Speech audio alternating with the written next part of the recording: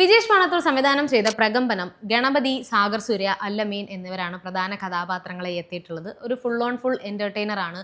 ഒരു horror comedy ജോണറിൽ വരുന്ന സിനിമയാണ്. നമ്മൾ മലയാളികൾക്ക് എപ്പോഴും ഈ ഒരു ജോണർ ഇഷ്ടമാണ്. രോമാഞ്ചം, അടികപ്പേരെ, കൂട്ടമണി സിനിമയൊക്കെ കണ്ടിട്ട് നമുക്ക് എല്ലാവർക്കും ഒരുപാട് ഇഷ്ടപ്പെട്ടിട്ടുള്ളതാണ്. അപ്പോൾ ആ ഒരു ജോണറിൽ അടുത്തൊരു സിനിമ വരുന്നു, അതും ഒരു ഹോസ്റ്റൽ ആംബിയൻസിലേക്ക് ഒരു സിനിമ വരുന്നു എന്ന് അറിയുമ്പോൾ തന്നെ ഭയങ്കര എക്സ്പെക്ടേഷൻ ആയിരുന്നു. ശരിക്കും തിയേറ്ററിൽ ചിരിച്ച് മറിയാൻ പറ്റിയ ഒരു ഗംഭീര ഐറ്റം തന്നെയാണിത്.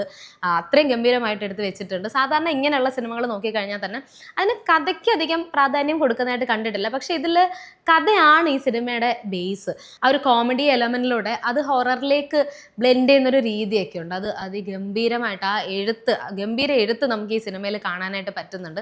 പിന്നെ പെർഫോമൻസിന്റെ കാര്യം പറയുകയാണെങ്കിൽ ഗണപതി, സാഗർ, അല്ലമീൻ, ശീതൽ ജോസഫ് ആണ് ഇതിൽ നായിക. പിന്നെ നമുക്ക് ഇൻസ്റ്റാഗ്രാമിലൂടെ ഒക്കെ അറിയാവുന്ന സുബിൻ ടാർസൺ, അങ്ങനെ ഒരുപാട് ക്യാരക്ടേഴ്സ് ഇതിൽ വരുന്നുണ്ട്. നമ്മുടെ കലാഭവൻ നവാസും മല്ലിക സുകുമാരൻ, ഒരുപാട് കഥാപാത്രങ്ങൾ വരുന്നുണ്ട്.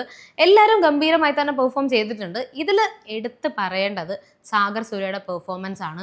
പുണ്യാളൻ എന്ന് പറയുന്ന കഥാപാത്രമാണ് ചെയ്തിട്ടുള്ളത്.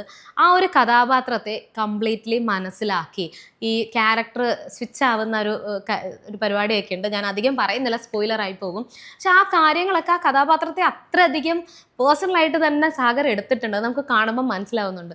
വളരെ ഗംഭീരമായിട്ട് ആ ഒരു കഥാപാത്രം പ്രസൻറ്റ് ചെയ്യാനായിട്ട് സാഗറിന് സാധിച്ചിട്ടുണ്ട്. അതിന് വലിയൊരു കയ്യടി തന്നെ. അത്ര ഗംഭീരമായിട്ട് ആ കഥാപാത്രം ചെയ്തിട്ടുണ്ട്. ബാക്കി എല്ലാവരും അതോടൊപ്പം തന്നെ നന്നായിട്ട് ചെയ്തിട്ടുണ്ട്.